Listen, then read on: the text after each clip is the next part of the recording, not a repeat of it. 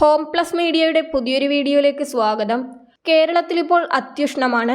ചൂട് കൂടിയതോടെ ഓരോ വീടുകളിലെയും കറണ്ട് ബില്ലും വർദ്ധിച്ചിട്ടുണ്ട്. കറണ്ട് ബില്ല് കൂടുന്നതിൽ മുഖ്യ പങ്ക് വഹിക്കുന്നത് ഫ്രിഡ്ജ് തന്നെയാണ്. ഇതുമായി ബന്ധപ്പെട്ട കുറച്ച് മാർഗനിർദ്ദേശങ്ങൾ പങ്കുവച്ചിരിക്കുകയാണ് KSEB.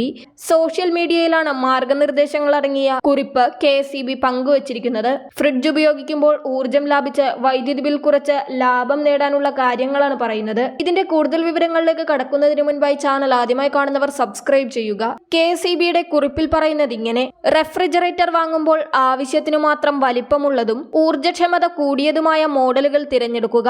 4 പേരടങ്ങിയ കുടുംബത്തിന് 165 ലിറ്റർ ശേഷിയുള്ള റെഫ്രിജറേറ്റർ മതിയാകും. വലിപ്പം കൂടുന്തോറും വൈദ്യുതി ചിലവും കൂടുമെന്ന കാര്യം ഓർക്കുക. റെഫ്രിജറേറ്ററുകളുടെ വൈദ്യുതി ഉപയോഗം അറിയുന്നതിന് ബ്യൂറോ ഓഫ് എനർജി എഫിഷ്യൻസി അഥവാ BEE സ്റ്റാർ ലേബൽ സഹായിക്കുന്നു.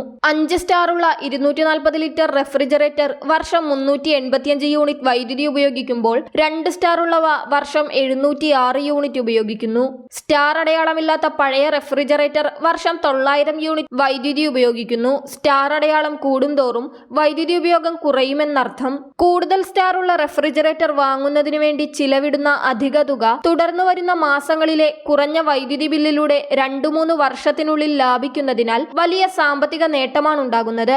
റെഫ്രിജറേറ്റർ ഉപയോഗിക്കുമ്പോൾ ശ്രദ്ധിക്കേണ്ട കാര്യങ്ങൾ എന്തൊക്കെയെന്ന് നോക്കാം. റെഫ്രിജറേറ്ററിന് ചുറ്റും വായുസഞ്ചാരം ഉറപ്പാക്കുക. ഇതിനായി ഭിത്തിയിൽ നിന്നും 4 ഇഞ്ചെങ്കിലും അകലം ഉണ്ടായിരിക്കണം. റെഫ്രിജറേറ്ററിന്റെ വാതിൽ ഭദ്രമായി അടഞ്ഞിരിക്കണം. ഇതിനായി വാതിലിലുള്ള റബ്ബർ ബീഡിംഗ് കാലാകാലം പരിശോധിച്ച് പഴക്കം ചെന്നതാണെങ്കിൽ മാറ്റുക. ആഹാര സാധനങ്ങൾ ചൂടാറിയതിനു ശേഷം മാത്രം റെഫ്രിജറേറ്ററിൽ വയ്ക്കുക. എടുത്തു കഴിഞ്ഞാൽ തണുപ്പ് മാറിയതിനു ശേഷം മാത്രം ചൂടാക്കുക. കൂടെ റെഫ്രിജറേറ്റർ തുറക്കുന്നത് ഊർജ്ജനഷ്ടമുണ്ടാക്കും. റെഫ്രിജറേറ്റർ കൂടുതൽ നേരം തുറന്നിടുന്നത് ഒഴിവാക്കാനായി ആഹാര സാധനങ്ങൾ അടുക്കോടെയും ചിട്ടയോടെയും ഒരു നിശ്ചിത സ്ഥാനത്ത് വയ്ക്കാൻ ശ്രദ്ധിക്കുക.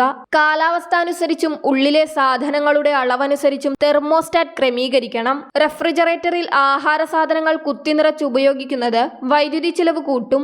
മാത്രമല്ല, ഇങ്ങനെ ചെയ്യുന്നത് റെഫ്രിജറേറ്ററിനകത്തെ തണുത്ത വായുവിന്റെ സുഗമമായ സഞ്ചാരത്തിന് തടസ്സമുണ്ടാക്കുന്നതിനാൽ ആഹാര സാധനങ്ങൾ കേടാകുകയും ചെയ്യും. ആഹാര സാധനങ്ങൾ അടച്ചുമാത്രം റെഫ്രിജറേറ്ററിൽ സൂക്ഷിക്കുക.